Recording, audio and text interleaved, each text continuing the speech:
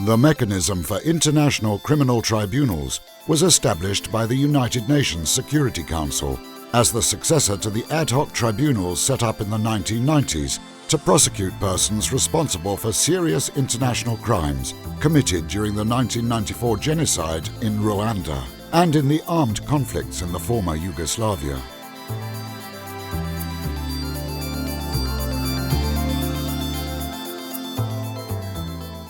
Among other things, the mechanism is responsible for tracking and bringing to trial the remaining fugitives, providing support and protection to victims and witnesses, providing assistance to national jurisdictions seeking to try cases in their own courts, supervising the enforcement of sentences of those who were convicted, and preserving the archives of these two tribunals. As a judicial institution, the mechanism is also responsible for completing a limited number of trials and appeals, and for carrying out a wide variety of other judicial work.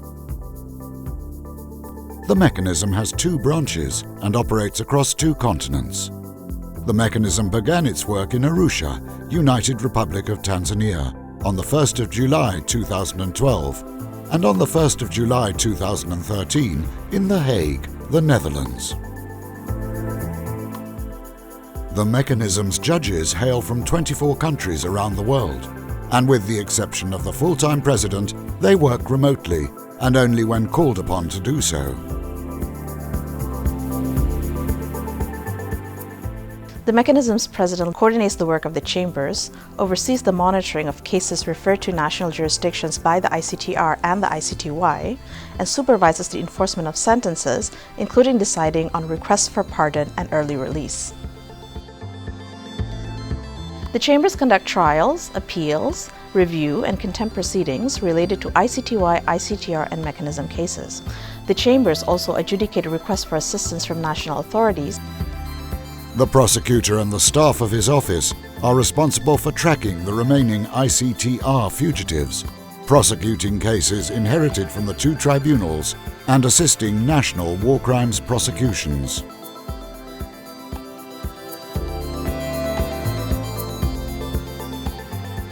Three of the senior fugitives would be prosecuted in Arusha in the event of an arrest, while the other five have had their files referred to Rwanda and, if arrested, would be tried in Rwanda. We regularly provide assistance to national jurisdictions in the Balkans, in Rwanda and elsewhere by providing access to our evidence collection and offering technical expertise when needed.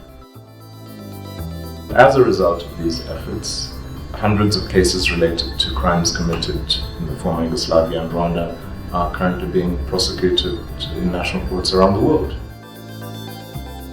The registry is responsible for administrative, legal, policy and diplomatic support to both branches, as well as for witness support and protection, and for management of the archives.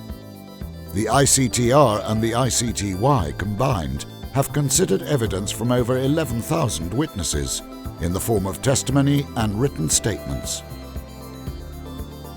While most of the witnesses testified openly, many were granted protective measures. Some still require long-term protection. Since the opening of each of its two branches, the mechanism has assumed responsibility for support and protection of these witnesses, as well as for witnesses in ongoing cases before the mechanism.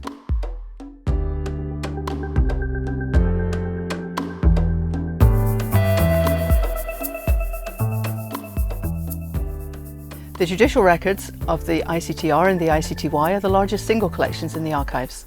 These contain all the documents related to the cases, including all the evidence presented in court and the judgments, as well as transcripts and audio-visual recordings of the courtroom proceedings.